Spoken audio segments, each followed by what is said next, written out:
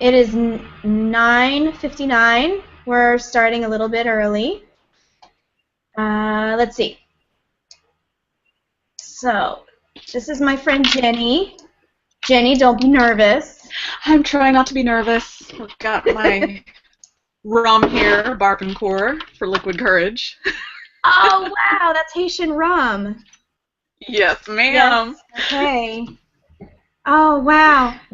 Oh, I'm so excited to talk to you. We're going to catch up. I'm just going to ask you all kinds of catch-up questions. And speaking of ketchup, they have the best ketchup in Haiti. They do, because it's like 98% sugar. La Famosa? Yeah. Yep. Oh, I miss so much about Haiti, but I'm too scared to go back. Yeah, you'll have to go with me. It took me a couple years to go back. Just went back a couple weeks ago and had a really good time. What's the safety, security? How did you get carjacked, or were you afraid, or anything? I don't know. Not this time around. Not this time? No. It actually felt a lot safer than it has in a really long time. Really? But I did avoid Port-au-Prince. That I have to be honest. Just didn't want to be there. So I was out in the province quite a bit, out in Jacmel, and that was wonderful. Yeah. Awesome. Yeah. And Lori lives there, right? She does. She does live there. Yep, full time. Okay, so this is Politics After Dark with Rachel and her crazy loudmouth friends. And my friend Jenny Martino definitely qualifies. She'll fit right in. So we'll talk to Jenny a little bit here, more about race and identity, because I'm dying to hear your thoughts. And Kevin Rollins is back. Kevin always has a very interesting perspective and follows politics like a hawk. So we'll discuss presidential politics and the newest contender on The Price is Right, Donald Trump. And he says he's going to run for free. He's not even going to ask for our money, so the price really is right. So there you go. So let's start with Jenny. Show me your Barbancourt. I want to see your rum. There it is. There's the bottle, so y'all can identify it when you're out shopping at the finest liquor stores. Yeah. Where is it carried in the States? You know, that's a good question. I actually live up here in Montpelier, Vermont, and our local liquor store carries it. So, oh, that's amazing. Yeah, so if yours doesn't, get them to do that, because it's amazing stuff. Okay, so let me introduce Jenny a little bit more thoroughly. I know Jenny from Haiti when I was a missionary kid for 3 years in Haiti. Jennifer was born and raised there, and her father is Haitian. And her mother is white. Or was, she's passed. But anyway, so basically you have the same genetic makeup that Rachel Dolezal was trying to portray herself as. She told everyone she had a black father and a white mother, I guess. Yes. But, I mean, so that's basically you. And except it's real for me. It's true for me. Yeah. Yeah, so, okay, I have no idea what your thoughts are. I just know that you have some. So go ahead. Tell me what you think about the whole situation. Well, I mean, there's so many angles to take with this. And, I'm not even sure exactly where to begin. I guess I should have asked you a good beginner question other than, what do you think? Yeah, because I think a lot of things.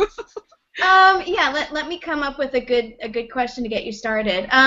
What do you think about the deception? Why did she deceive people? Like, what was the point of it? Yeah, I don't know. I'm not a psychiatrist. She crazy? Yeah, I'm not a psychiatrist, so I can't say for sure that she's mentally ill. But you do know a lot about mental health.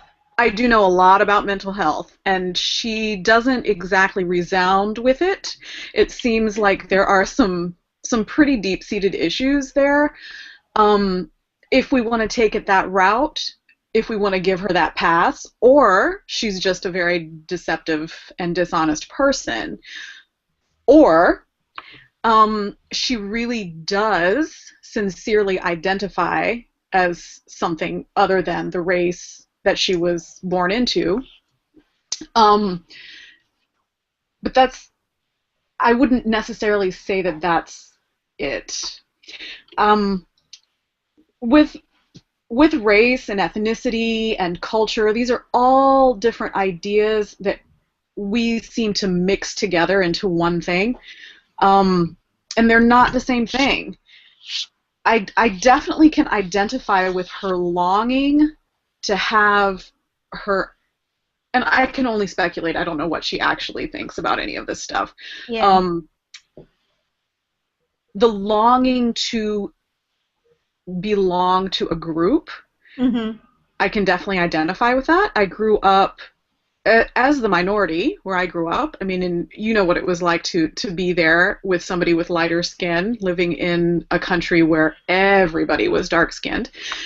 Yeah, I mean, I wouldn't say Haiti is racist in the same way that we talk about it here, but there was definitely, I mean, you can correct me if I'm misguided here, but there was definitely a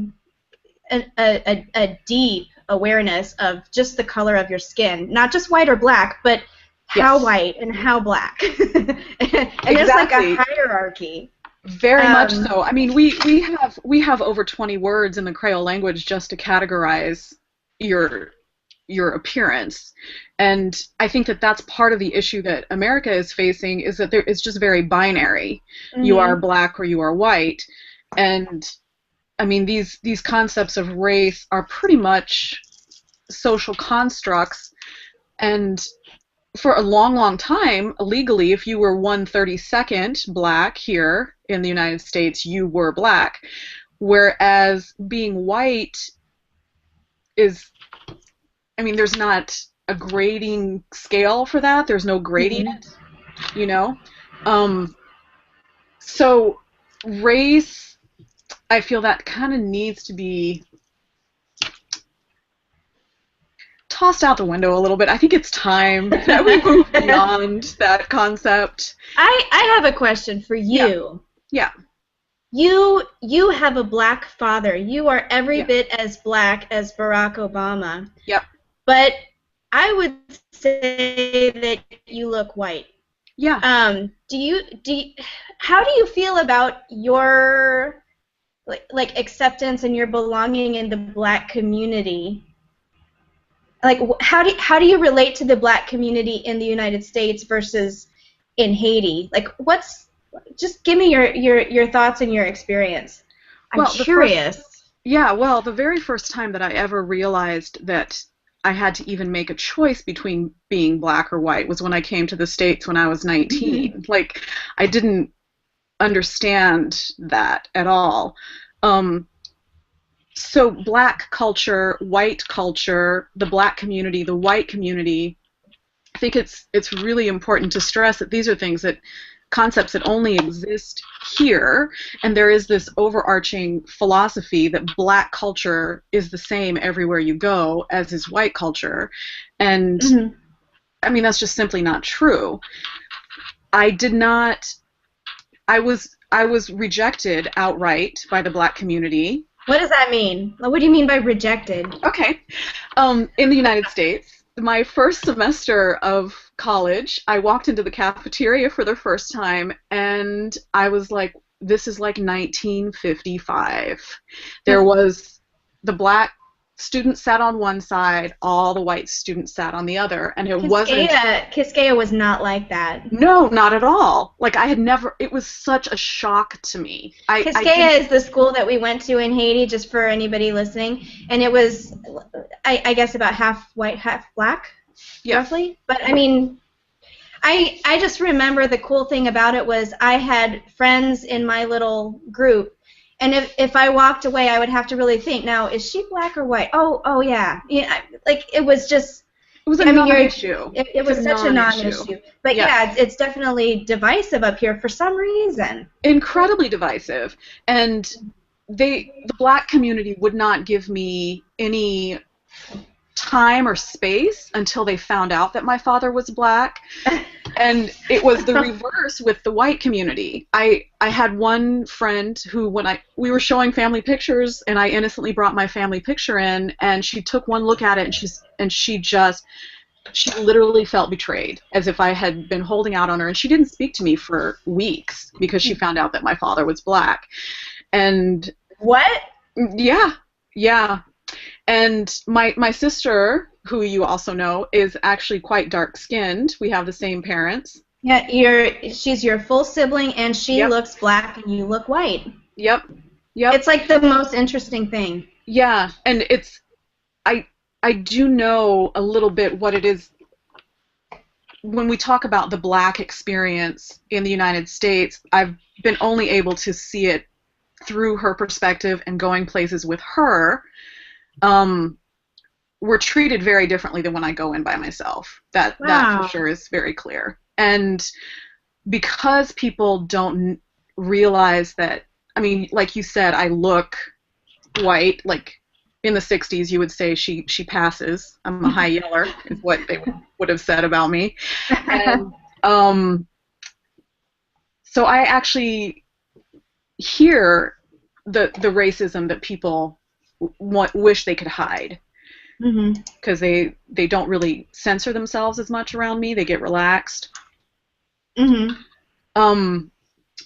getting back to this woman. Yeah, tell me.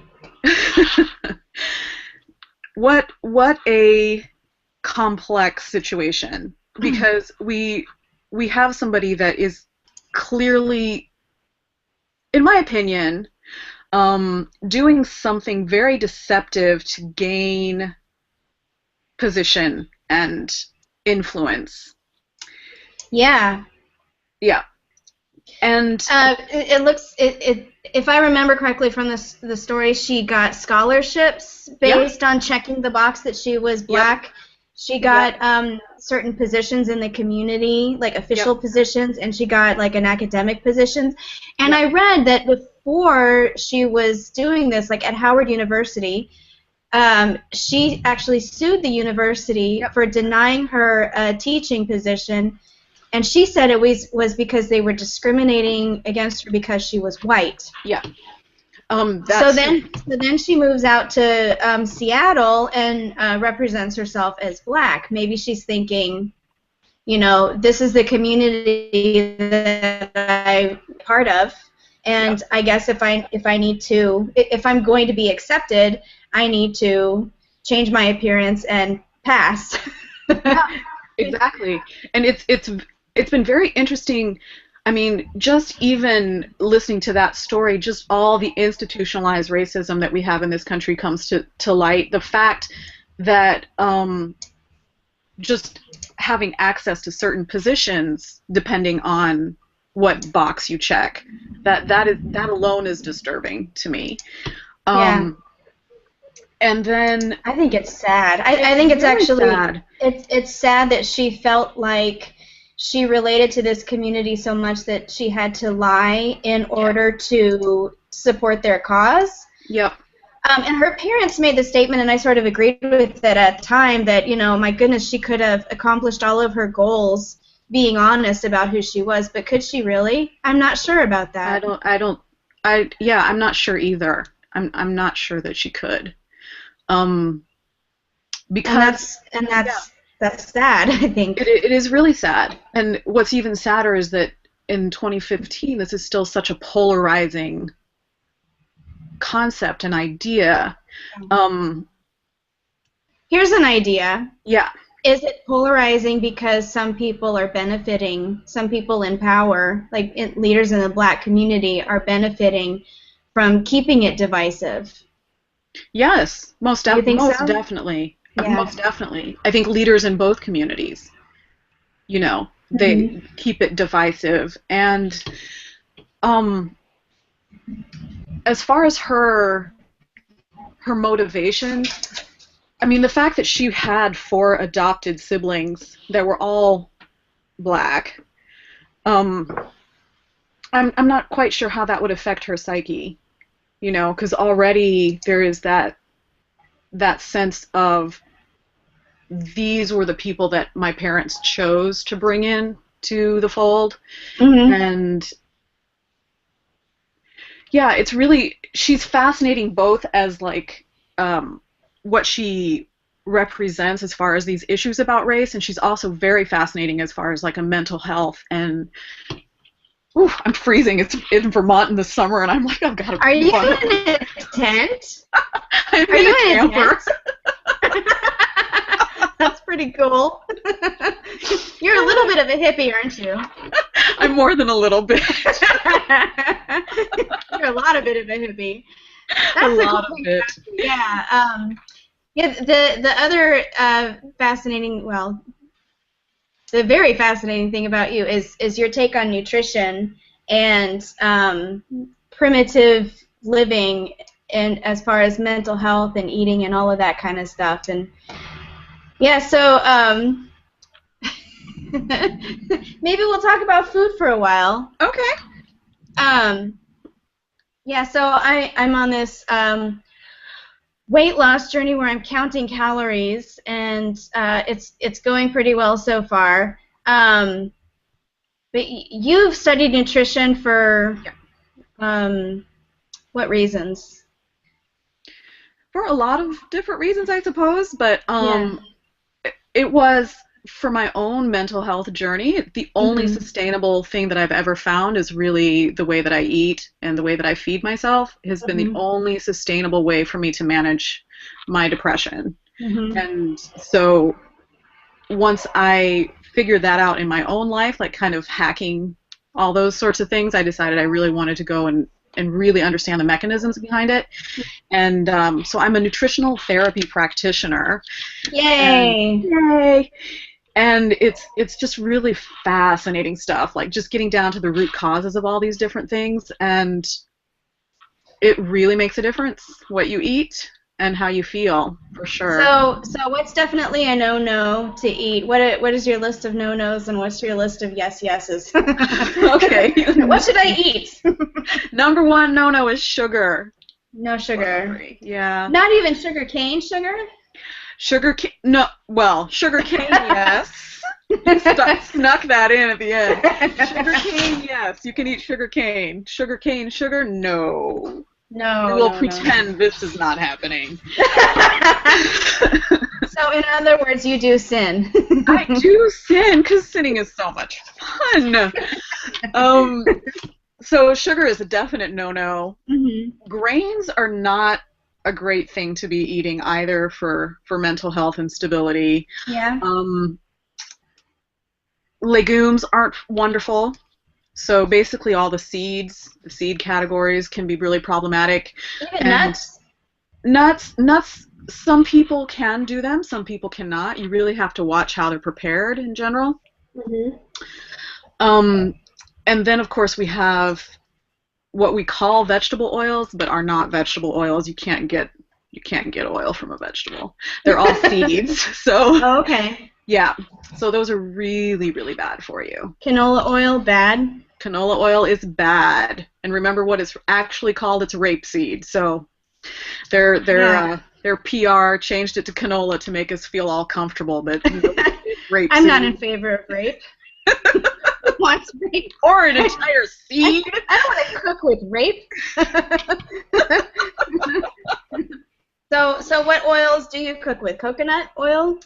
I use coconut oil. I use a lot of lard. I use a lot of tallow. I use a lot of butter. Yeah. I use a lot of butter. Like for dinner tonight, I split like more than half of a stick with my boyfriend on our steaks that we had. So you were so deprived. Yeah, it's so sad. Steaks, butter, and rum. There, that's your eating for joy diet right there. Yeah, I can see why you're not depressed. Very good. So how's the counting calories thing going though? Well, it's going really well. It's slow going, but it's the only thing that's really working now that I'm 40. It's hard to believe that I'm 40, but I am. And Are you really 40? Yes, I am. Oh my gosh. When did that happen? We were just like In high school. We were just in high school. We look like 5 years ago. Yeah, we do. We do look exactly the same. Better. We look better. Better. Yes, much better, actually. Actually, I was in 8th grade, so I do look better. I was in that awkward stage. But yeah, I have lost in 4 weeks. I've lost 5 pounds, which is a pretty good pace. Yeah, I had an original goal to get down to a certain weight, and I have 7 pounds to go, and my deadline is 3 weeks from now. So if I want to make that goal, I have to really step it up. So I don't know. I think I might miss it, but that's okay. I'm gonna get within a couple pounds, I think. Yeah. I'll be closer anyway. It's easier to stay within if you eat more things that are really nutrient dense. Mm-hmm. So you can have butter and meat and organ meats. Like I made a really kick-ass chicken liver pate. You would have loved it. You would have loved it. I don't know about organ meats. I don't know. I don't eat seafood, and yeah. I don't know about although I should give liver a chance. But liver, I've heard that liver is full of toxins. It's the organ that filters out all the toxins, so it's like full of bad stuff. No? No. I mean, if you're not going to do organic, like with really well-raised cows, you can do calf liver because it didn't live as long. That's sad. I don't have a very politically correct diet. Let's just no. Well, that's okay. I mean, on the one hand, it does say in the Bible, which take it or leave it, but it does say that the Lord gave us dominion over all of the animals. So yeah, and for what that's worth. Rachel, it doesn't say take it or leave it. Oh, the Bible doesn't say take it or leave it, but Jennifer may take it or leave it. I know that she has ideas on religion, so I'm not going to beat her over the head with the Bible when I know how she feels that would be about initiation the Bible. of force. That would be an initiation of force, and I do not believe in force. So now that Kevin has joined in the conversation, let's talk about the presidential race. Oh yeah. Yeah. The presidential race. So, Kevin, you're a big fan of the Donald, I hear. Big fan of Trump. Donald he's the man we need. You know, he's the kind of guy who can push a hard negotiation. Yes, he wants to make America great again, and I'm in favor of that. I think America is going to personally build, figuratively and in reality, going to build the wall along the Mexican border. Because they're stealing all our jobs. I bet the wall is going to be like, glittering gold, like the Trump wall, and it's going to have like casinos every so often. And I would support that aspect of it. That could be cool, actually. Casinos along the border, and the problem with free trade, Rachel, is that you just need really smart people to manage it. That's not contradictory at all. It's not a bizarre idea in the least. What else did he say? See, and here's the sad thing is I guess it was yesterday when he made his speech and announced. I was hearing bits and pieces of his announcement speech on talk radio. He descended from the heavens to bring his presence to earth. Yeah, that's the impression that I got. That's kind of what I was thinking. And I was like, yeah, I like his idea. He is a great negotiator, and he is the comeback king. He's been like bankrupt and then made billions again, and we're sort of bankrupt, and we need to get rid of this $1 trillion debt. And so maybe Trump is the guy to do it. And then I realized the next day, I'm like, yeah, that was all just platitudes. And then today I heard some more of his ideas, like, huge, massive tariffs and wealth taxes and all kinds of very problematic things. And I also heard that he's actually given more money to Democrats than Republicans, and yet he's running on the Republican ticket. So, what's going on with that? I don't know. He's a self-made man. He only inherited 23,000 properties as a young man. Oh, well, I who doesn't have 23,000 properties? I mean, That's normal. I don't know if you caught that in PGR Works piece. I'll put it here on the chat. Oh yeah. Let's put that in the. PGR Work has Paulsman's calculation that Trump is overestimating his net worth by 20 times. So he's only worth about by 150 million. About 20 times. He estimates $7 billion, I think. And this guy at the New York Times ran the numbers, and with all the debt taken out in the liabilities, he's only worth about 150 million. 150. And how much does it cost to buy a presidential race, I wonder? He doesn't have that kind of liquid cash. Yeah, he'd have to sell something. But he was saying that he's not going to ask for donations. He doesn't need any money from PACs or, any of this filthy, dirty, stinking political money. But then on the other hand, if you don't have the financial support of like a bunch of people, what do you really have? I guess you hope that you have their votes on election day, but I don't know. Political money is a show of support, and if you were in theory just rich enough to walk in and buy the campaign, pay all the staff it takes, buy the ad time, you just plunk down the money to do it. Ross Perot did that, and he still couldn't make it because there is something to be said for having practiced statesmanship and governorship and being able to work with people who you don't directly employ, certainly out of your own pocket. You can't hire and fire people willy-nilly. So the idea that because he's a big businessman, he's not that big of one. But to suggest that is qualification to be the president, I think it's a far cry. And I think we'd be better off with someone like Lincoln Chafee or even Joe Biden. So maybe he should run for Congress or Senate first. Perhaps, yeah, perhaps. But he's able to get the microphone. I guess. I mean, I was amazed that Fox News has him on all the time, and he's such a total idiot. But again, Fox News is full of idiots, so it's not that surprising. Yeah. But no, he's been given this platform, and I think the problem is not so much that the idiot gets the microphone once in a while. It's that it's crowding out other ideas, and so we're talking about him and his nonsense versus anything that's real. Mm-hmm. So, Jennifer, I'm curious. I know you're not a terribly political person these days. You said you majored in political science in college, but since then, in the interest of your blood pressure, you sort of followed other things. But I mean, what are your thoughts on the Donald Trump thing, or any of the field of candidates so far? I think that we have started to blur the line between leadership and entertainment so much that it's just... He did say he wanted Oprah on his ticket. Yeah, it's just absolutely... the people get the leaders they deserve.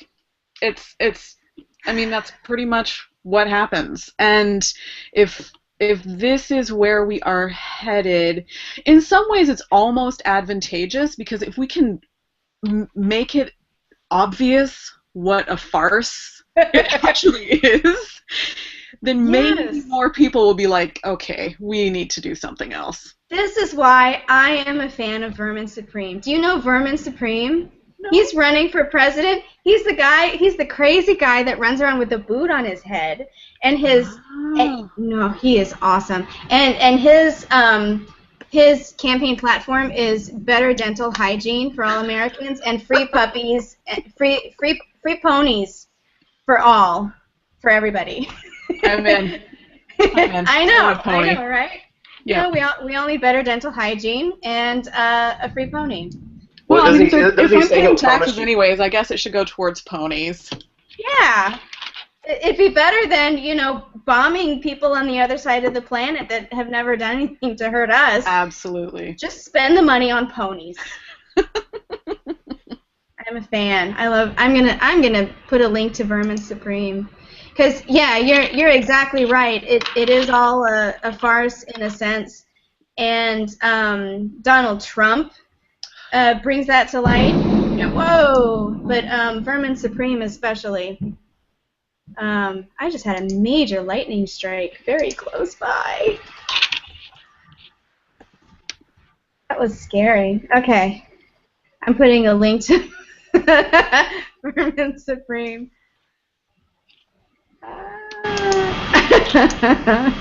This guy's hilarious, and he's like somewhat serious. He's like in character or something. Wow. I mean, he's like so interesting. I'm Facebook friends with him too, so there's that. Yeah, Facebook friends with all kinds of famous people. So, like, who else is interesting these days, Kevin? Who else is doing anything interesting? What's Rand Paul up to? Well, Rand Paul has sort of fallen off my radar in the last several weeks since he did his huge thing. And they say he's taken a hit for it, and I think if that's true, it's kind of sad. Of course, he really did lose in the end. He won in the sense that he was able to, raise money. He certainly raise some money. But I think that the truth is, the Republican Party is very much the warfare party, the war machine party, and they love war. Yeah, it's a problem. It's a problem. And the sad thing is, I think that he is as much of a peace lover and non-interventionist as his father. He just doesn't see that there's a path for that in the Republican Party right now. Well, you have people like Lincoln Chafee, who's a liberal Republican. I think somewhat classically liberal, but just kind of a moderate liberal guy. He and a lot of people like him have left, and so that force in the Republican Party is not there checking the far right or checking sort of the red meat Republicans, as they call them. Mm-hmm. Jenny, are you a Democrat? Do you vote Democrat? Do you vote? And that's it's okay to say no in this crowd. It is totally okay to say no. I do not vote. And okay. Yeah, I don't. I wish that there was an option out there that I could actually tick and be all right with, but I'm not a fan of government at all, really. Well, see, then you're home. You're home. Yeah, not a fan. I'm not behind the initiation of force in any way. And oh my gosh, I have a question for you, Jenny. I have a great question. Okay. Because I'll tell you later. But how has your experience in Haiti shaped your view of government? Whew. That's a great question. That's a great question. Because it shaped my view politically a lot. A lot. Absolutely. I was raised in a dictatorship. Mm-hmm. So for the first... we have both been through coups d'etats and revolutions. Yeah. Yes. Both of us. We have lived through that. Yep. I've lived through an invasion that was called something different, but that's what it was. It was an invasion. The 80s, like the 89 thing? It was 93 when the Americans had boots on the ground. I've lived through so many. Do you remember when we changed government? I think it was like 19 times in just a few months. Yeah. But before that was a dictatorship, and it was really quite stable. And so politics was never something that was ever discussed at all. It just wasn't. There was no point about it. There was no point, and it was dangerous, very, very dangerous. Mm-hmm. I think the benefit of being raised in that is that you see pretty quickly that the emperor is wearing no clothes whatsoever. Mm-hmm. And to see foreign governments from an outside perspective, you can see them for what they actually are. They're industries of business and imperialism, and you get that perspective so much more clearly from another country looking in than you do actually here listening to Fox News and whatever. Yeah, and then listening to the media telling us why what we're doing is so awesome. Exactly. And then you're on the other side of it in another country and you have a totally different perspective. Exactly, and I can remember the first experience I had where I was watching American media and it was flat out lying. And that's when I was like, okay. So the control that media has over populations, whatever population it is. In other countries we call it propaganda, and here we call it something else. But nightly news. Yeah, exactly. Mm-hmm. Exactly. But it definitely shaped very much my perspective on government and its role. And I have an almost pathological desire for freedom. It's almost pathological, I have to say. Like, I just really don't appreciate anybody telling me what to do. So. Yeah, you're home. We're your people. Yeah, I remember thinking, because I got there like right at the tail end of Duvalier. In fact, I think he had just been overthrown, and we sort of came in with the idea of, oh, this is great. He was such a terrible, terrible man, and hallelujah, he's gone. Ding dong, the witch is dead. But then it went from bad to worse. Yeah. And then worse, and then worse, and then worse. Yep. But rather than thinking that a strong government is better, I thought the opposite. I thought, well, strong government was bad. Yes. And then it left this vacuum, and it left this opportunity for all these charlatans to come in, and it was an opportunity for corruption. Absolutely, because when you have a really strong government, what you have is a populace that becomes so dependent that they lose their capacity for critical thought. They lose their capacity to really assess what their true needs are, and to depend on an outside force that really doesn't have your best interest at heart is really dangerous. And that's basically what we are dealing with here, and what we're watching happen in the United States. I think though, I don't think the word strong government, the phraseology is quite right. I think it's really more big government, particularly big government that's unlimited, the sense that, and I think the problem we have here in America is that there's no real agreement among the population or really people in the government about what the government's supposed to be doing and what the priorities are, and what, if we had to cut something, what would clearly go before the other. Yeah. Well, the priorities are all of them. All of them. Right. Clearly we can't cut anything, and everything is equally important. Everything is important. If you ever cut anything, then you have a constituency that is screaming at you and is going to die. So, all of them. Part of the problem is the size of the United States.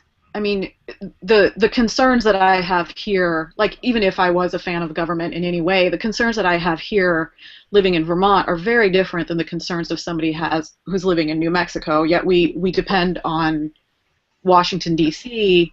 to understand all of these concerns and meet us where we are. And, I mean, we're such a varied and large country that's... We should divide up into maybe like 6 countries. Yeah, 5 different regions, for sure. 5? Yeah, 5. That sounds good. Yeah. Then all 5 would, I think, be bigger than any European country. Yes. But still, more manageable and more localized, and that's a good idea. But again, though, the problem with this, I mean, we do have the military, and the military is going to be very hard to break up. And I think it makes, again, I think that sort of proposing just break it up isn't a terribly responsible kind of policy making. I think that what Gary Johnson talks about in terms of, trying to move towards decentralization, again, trying to get some of these things off the federal government's register, so government isn't dealing with every kind of government activity, moving all sorts of social welfare stuff further down. I know Carmilsa has proposed that maybe the one program we keep at the federal level is a citizen dividend, so it is some wealth transfer, but like that will be the only federal welfare program, and everything else is gone. And I think that would reduce the problems we have in government. Of course, getting into that agreement seems impossible. So, I mean, again, it's sort of a, it's fun to think about these things, but in terms of what can you actually get in the Congress for as a ballot measure? This is difficult. Yeah, it would never happen, but it's fun to think about. Sure. There's a question, I think, for you, Jenny, from Dana in the chat room over at Liberty Me, asking, what do you think about the Free State Project next door in New Hampshire? Are you aware of it? The Free State Project? I am marginally aware of it. If you want to fill me in a little bit, then I know that Vermont here has some rather large secessionist movement kind of things, and most towns have their own currency and that sort of thing. But oh, so that's I don't know awesome. if I don't know if it's along those lines that you're talking about in New Hampshire, if it's a similar thing or what. I don't know much about what it's actually, like the form that it's taken like right now, but I know what it started off as. I was actually one of the first members of the Free State Project, although I didn't actually move. But it's the idea behind it is a bunch of libertarians pick a state and go move there en masse so that we have more electoral power in a manageable area. So there's a lot of libertarians in New Hampshire just because that was chosen as the Free State.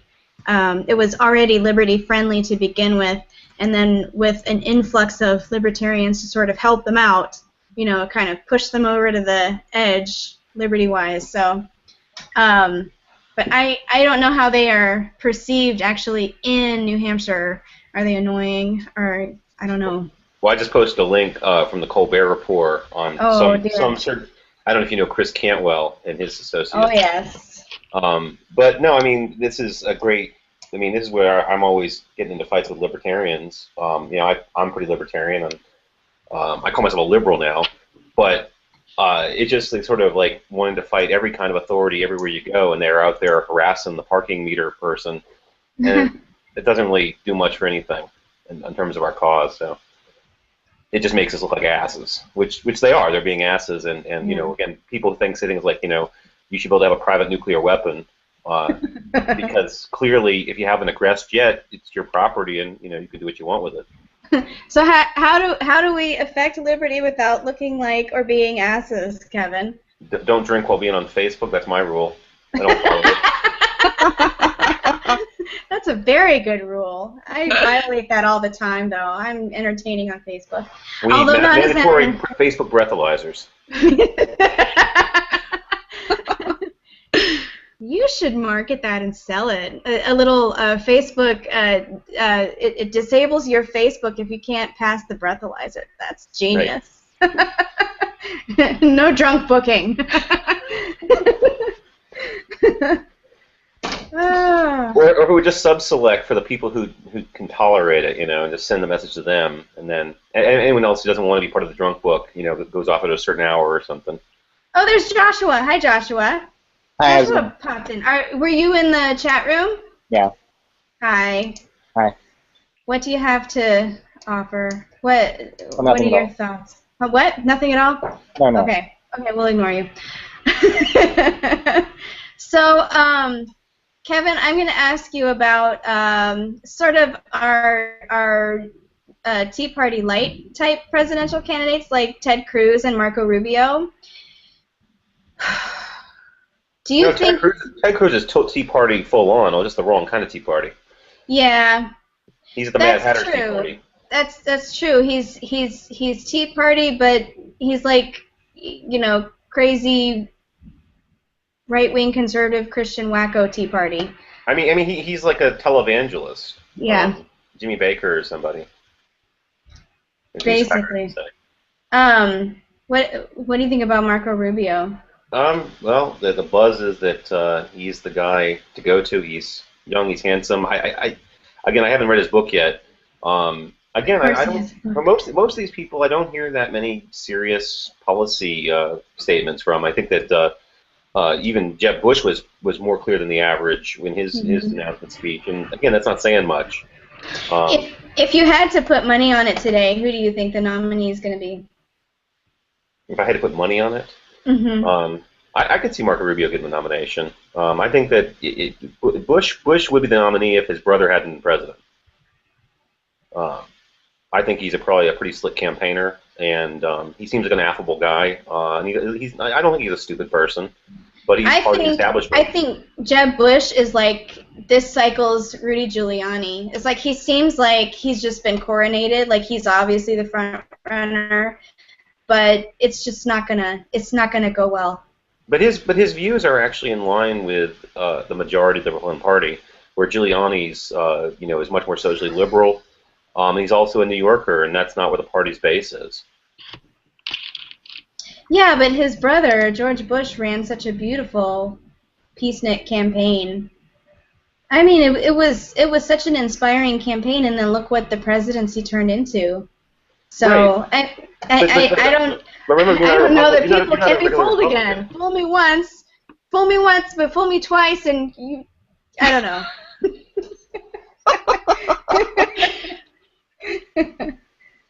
No, again, I think that there's a possibility that Jeb will get the nomination, and there's a possibility that he's not the worst candidate on the list. I think that's possible. So, I don't know. Brad Jansen was talking about John Kasich. I haven't seen him campaigning at all yet. I think Carly Fiorina might have been a good candidate if she hadn't run HP into the ground.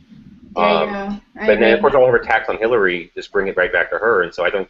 She's really, unless she might be vice president, but that's about it. Do you think anybody but Hillary is going to get the Democratic nomination? I think Hillary will get the Democratic nomination. Yeah. Thanks. Just not really much of a contest there. There's just like no challenger. No one has any machine anywhere close to what she has. So. Yeah. And she has, I think the president's supporting her, and Biden is supporting her. So, Biden conceivably could contest her, but he's not going to. I'm actually on video. Okay. Well. What else should we talk about? I don't know. I'm sorry. I'm in a super low energy mood. I've been doing politics like 2-3 days straight, 12 hours a day, and I'm just. There's only so much anyone can take of it. It's ridiculous. And there's a lot of laugh. I feel like I'm losing my mind some of it. Sitting here just laugh to myself at how crazy it is, and then I realize I need to get out and see people and get off Facebook. Yeah, it's a farce. But this is, I mean, we do enjoy politics, but I think that there is something that's rotting about it that ruins people. Well, it's like sports, it's entertaining to a certain sociopathic personality like ours. But in the end, does it really matter? It's all a farce. It's just a game, like sports. Yeah, and in America, we do everything big, and I think I've talking to friends of mine in various places up in Canada, and that politics isn't done the same way everywhere. I mean, obviously people, they want to get power, but I think in America particularly we have this. Maybe it's the First Amendment. Maybe it's simply we don't have any kind of social rules about how far you can go. But I don't know. I think it seems like this is the idiocracy that Mike Judge predicted. Absolutely. Mm-hmm. Hey, Kevin, do you ever go to Freedom Fest in Las Vegas? I have never been. I know Mark Scusen, but I've never been. I've been out to the Econ conference out there, but that's about it. Yeah, I'm going. It's a bit expensive, just for a couple days. It's Vegas, so yeah, it's expensive, but it's worth it because it's so much Vegas fun. Is cheap, but the conference is a little expensive, so. Yeah. I mean. As far as conferences go. Yeah, and I like to go to Vegas and just play poker, so. Yeah, that is fun. So Rachel, what's going on in your local neck of the woods? Is any local politics interesting to you these days? Hint, hint, nudge, nudge. Oh. I don't know. I don't know. I haven't given it a whole lot of thought. I'm still elbow deep in diapers and childcare and all kinds of stuff. I don't know. Politics would be a natural transition. Are you saying I should run for office? I've heard it suggested by various elves. Again, you only should run for office. No one should run for office unless they're willing to go out and press the flesh and deal with a lot of idiots, and be willing to hear your name, bashed around the news, and have people lie about you, and have people try to destroy your family, and pick through your finances and pick through any kind of legal violations you may have ever had, and maybe to find ways of getting you to violate rules so that they can throw you in jail. I'm in. I'm excited. Let's go. That sounds awesome. Let's go. Make it sound so appealing. Well, you know what? We're running an interview on Free Liberal tomorrow morning with Paul Jacob. I don't know if you know Paul Jacob. He's a longtime libertarian activist. He was executive director of the Libertarian Party. He used to run U.S. term limits. They did a petitioning process out. I think I believe it was for Oklahoma Tabor. I'll have to go look at the exact text. But they're trying to pass an initiative in Oklahoma 8 years ago. And it's political retribution. They trumped up charges on him. I think they threatened him with 20 years in prison, basically after he followed what the Secretary of State told them they could do.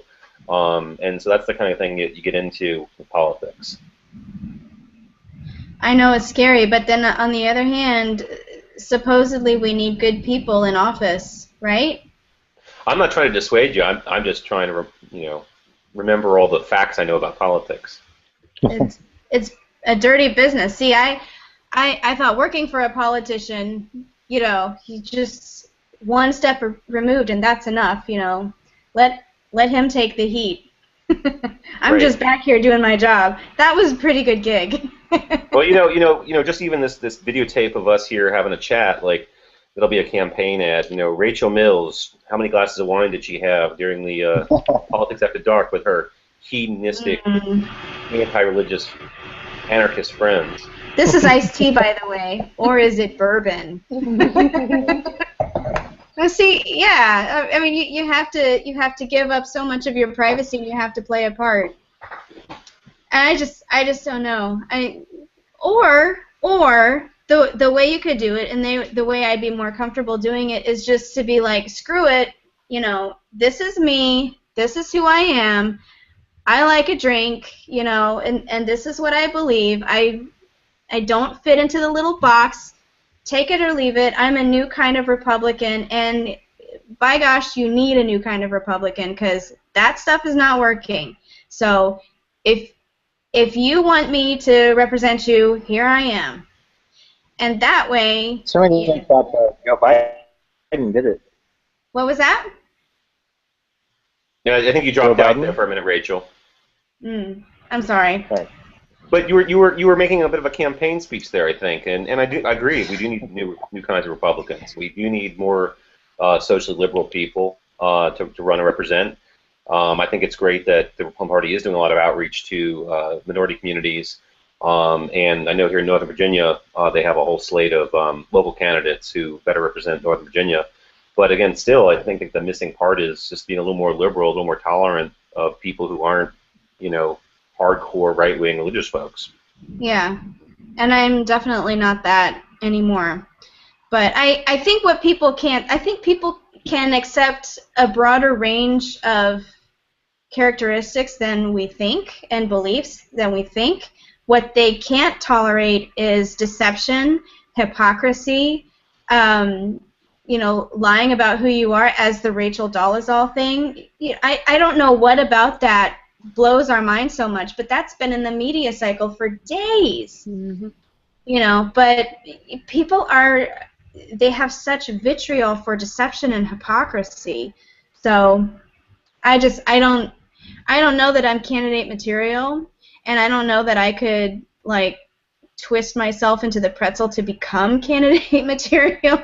But if I was a candidate, I would just be myself and be like, hey, this is what I believe, this is what I would do, this is why I'm the right person for the job, take it or leave it.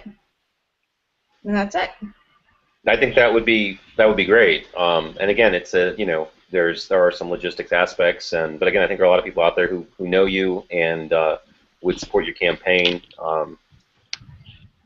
I'll do what I can do for my end.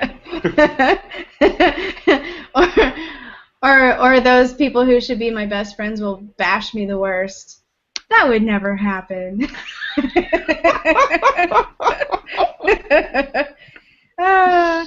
Yeah, I don't know. That could be a great tell. Things I heard her say. Some untrue notes from the libertarian movement. Well, I know the Libertarian Party will hate you for not being a libertarian.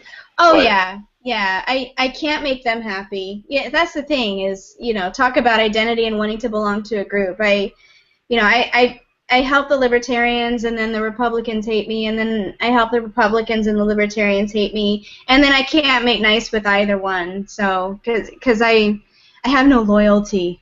Right. I think it's more so of a problem if you're trying to be a Republican Party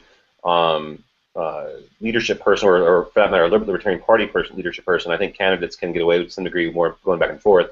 But I do think that that's part of a principle of being in a major party is that you support the team, even if you don't give them like your full-throated support all the time. You basically don't run against them. You don't badmouth the leadership. Yeah. And that's a hard thing. I'm independent because I can't do that. Yeah. Because I like badmouthing people. It's a problem. It's a problem. But I mean, I have made the case that, that my support of Sean Haw actually benefited the GOP. And I think there's a case to be made for that, a very strong case. But still, it could be easily turned against me. But anyway, if I just lay low and raise my kids, I don't have to worry about it. I can just run my mouth and say whatever I want and just have fun. True. And nobody will try to put me in jail for 20 years. Well, if you're lucky. If I'm lucky. Yeah. Well, I mean, we're all headed to the FEMA camps. Well, yeah. Well, if you were in Maryland, Rachel, you had to worry about your kids walking around in the street in front of your house without, direct adult supervision all the time. Because in our bureaucratic state, obviously, children must be passed from custody to custody in a continuous chain of responsibility, or else you're going to jail. You're a bad parent. I lived in Maryland for 8 months, and I will have you know that it's legitimate there because we had homeless people sleeping in their cars in front of our house in Maryland. We have never been vandalized or robbed ever in our lives, but in 8 months in Maryland, both of our cars were broken into. So Maryland is a dangerous place. So that's their own fault, right? Maryland is awful. In Virginia, everyone has a gun, so it's okay. Yes, and you can tell, Maryland, scary and dangerous. Virginia, much better. Hey, we executed the sniper, Yes. Respect. All right, well, I'm getting kind of tired, and it's 10:56, so we've gone for about an hour. So I think I might bid you all adieu. Any parting shots? Parting shots, Jenny? Thank you so much for inviting me. This was very entertaining, and it was great to see you and get caught up, and loved it. Thank you. Awesome. It was a joy to have you. Okay. Thank you, Kevin, for coming back. And thank you, Joshua, for popping in, even though you didn't say anything. Maybe next time you'll be a little more talkative. Can I ask for one thing? Can I ask you all to put your Twitter handles in the chat? Oh, Twitter handles in the chat. That's a great idea. Totally gonna do that. At Lady Jade is me. Great, thanks. Jenny, do you have a Twitter handle? I think I do. I haven't been on Twitter in a long time. But okay. I think it's at Martino Jenny, I think. At Martino Jenny. Okay. Next time, devote the show talking about FEMA camps, says Guest Gennaro. Okay. Martino. And the contrails. The weather control contrails. Oh gosh, I'm not talking about chemtrails. I draw the line at chemtrails. No. All right. Good night, everybody. Good night. Bye-bye. Good night. Bye.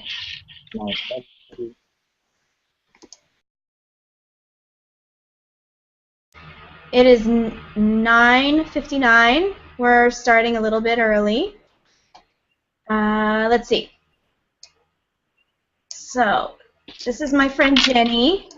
Jenny, don't be nervous. I'm trying not to be nervous. I've got my rum here, Barbancourt, for liquid courage. Oh, wow, that's Haitian rum. Yes, ma'am. Yes. Okay. Oh, wow. Oh, I'm so excited to talk to you. We're going to catch up. I'm just going to ask you all kinds of catch-up questions. And speaking of ketchup, they have the best ketchup in Haiti. They do, because it's just like 98% What was it sugar. called? La Famosa? Yeah. Yep. Oh, I miss so much about Haiti, but I'm too scared to go back. Yeah, you'll have to go with me. It took me a couple years to go back. Just went back a couple weeks ago and had a really good time. What's the safety, like security? How did you get carjacked, or were you afraid, or anything? I don't know. Not this time around. Not this time? No. It actually felt a lot safer than it has in a really long time. Really? But I did avoid Port-au-Prince. That I have to be honest. Just didn't want to be there. So I was out in the province quite a bit, out in Jacmel, and that was wonderful. Yeah. Awesome. And Lori lives there, right? She does. She does live Full-time? there. Yep, full time. Okay, so this is Politics After Dark with Rachel and her crazy loudmouth friends. And my friend Jenny Martino definitely qualifies. She'll fit right in. So we'll talk to Jenny a little bit here, more about race and identity, because I'm dying to hear your thoughts. And Kevin Rollins is back. Kevin always has a very interesting perspective and follows politics like a hawk. So we'll discuss presidential politics and the newest contender constructs. And for a long, long time, legally, if you were 1/32nd black here in the United States, you were black. Whereas being white is, I mean, there's not a grading scale for that. There's no grading it, you know? So race, I feel that kind of needs to be tossed out the window a little bit. I think it's time that we move beyond that concept. I have a question for you. Yeah. You have a black father. You are every bit as black as Barack Obama. Yep. But I would say that you look white. Yeah. How do you feel about your like acceptance and your belonging in the black community? Like, how do you relate to the black community in the United States versus in Haiti? Like, just give me your thoughts and your experience. I'm curious. Well, the very first time that I ever realized that I had to even make a choice between being black or white was when I came to the States when I was 19. Like, I didn't understand that at all. So black culture, white culture, the black community, the white community, I think it's really important to stress that these are concepts that only exist here, and there is this overarching philosophy that black culture is the same everywhere you go as is white culture. And I mean, that's just simply not true. I was rejected outright by the black community. What does that mean? What do you mean by rejected? Okay. In the United States, my first semester of college, I walked into the cafeteria for the first time, and I was like, this is like 1955. There was the black students sat on one side, all the white students sat on the other, and Kiskea was not like that. No, not at all. Like, it was subtle. But you do know a lot about mental health. I do know a lot about mental health, and she doesn't exactly resound with it. It seems like there are some pretty deep-seated issues there. If we want to take it that route, if we want to give her that pass, or she's just a very deceptive and dishonest person, or she really does sincerely identify as something other than the race that she was born into. But I wouldn't necessarily say that that's it. With race and ethnicity and culture, these are all different ideas that we seem to mix together into one thing, and they're not the same thing. I definitely can identify with her longing to have her, and I can only speculate. I don't know what she actually thinks about any of this stuff. Yeah. The longing to belong to a group, Mm-hmm. I can definitely identify with that. I grew up as the minority where I grew up. I mean, and you know what it was like to be there with somebody with lighter skin, living in a country where everybody was dark-skinned. Yeah, I mean, I wouldn't say Haiti is racist in the same way that we talk about it here, but there was definitely, I mean, you can correct me if I'm misguided here, but there was definitely a deep awareness of just the color of your skin, not just white or black, but how white and how black. And there's like a hierarchy. Very much so. I mean, we have over 20 words in the Creole language just to categorize your appearance, and I think that that's part of the issue that America is facing, is that it's just very binary. Mm-hmm. You are black or you are white, and I mean these concepts of race are pretty much social. On The Price is Right, Donald Trump. Yeah, and he says he's going to run for free. He's not even going to ask for our money, so the price really is right. So there you go. So let's start with Jenny. Show me your Barbancourt. I want to see your rum. There it is. There's the bottle, so y'all can identify it when you're out shopping at the finest liquor stores. Yeah. Where is it carried in the States? You know, that's a good question. I actually live up here in Montpelier, Vermont, and our local liquor store carries it. So, oh, that's amazing. Yeah, so if yours doesn't, get them to do that because it's amazing stuff. Okay, so let me introduce Jenny a little bit more thoroughly. I know Jenny from Haiti when I was a missionary kid for 3 years in Haiti. Jennifer was born and raised there, and her father is Haitian. And her mother is white, or was, she's passed. But anyway, so basically you have the same genetic makeup that Rachel Dolezal was trying to portray herself as. She told everyone she had a black father and a white mother, I guess. Yes. But, I mean, so that's basically you. And except it's real for me. It's true for me. Yeah. Yeah, so... Okay, I have no idea what your thoughts are. I just know that you have some. So go ahead. Tell me what you think about the whole situation. Well, I mean, there's so many angles to take with this. And, I'm not even sure exactly where to begin. I guess I should have asked you a good beginner question other than, what do you think? Yeah, because I think a lot of things. Let me come up with a good question to get you started. Like, what do you think about the deception? Why did she deceive people? Like, what was the point of it? Yeah, I don't know. I'm not a psychiatrist. She crazy?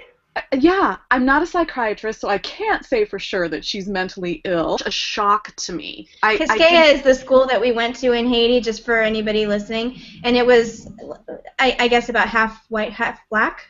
Roughly. But I mean, I just remember the cool thing about it was I had friends in my little group, and if I walked away, I would have to really think, now, is she black or white? Oh yeah.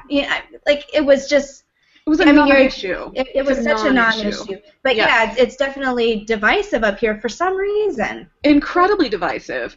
And the black community would not give me any time or space until they found out that my father was black. And it was the reverse with the white community. I had one friend who, when we were showing family pictures, and I innocently brought my family picture in, and she took one look at it, and she literally felt betrayed, as if I had been holding out on her, and she didn't speak to me for weeks because she found out that my father was black. And what? Yeah. And my sister, who you also know, is actually quite dark-skinned. We have the same parents. Yeah, she's your full sibling, and she Yep. looks black, and you look white. Yep. Yep. It's like the most interesting thing. Yeah, and I do know a little bit what it is when we talk about the black experience in the United States. I've been only able to see it through her perspective and going places with her. We're treated very differently than when I go in by myself. That for sure is very clear. And because people don't realize that, I mean, like you said, I look white. Like in the 60s, you would say she passes. I'm a high yeller, is what they would have said about me. And so I actually hear the racism that people wish they could hide. Because they don't really censor themselves as much around me. They get relaxed. So getting back to this woman. Yeah, tell me.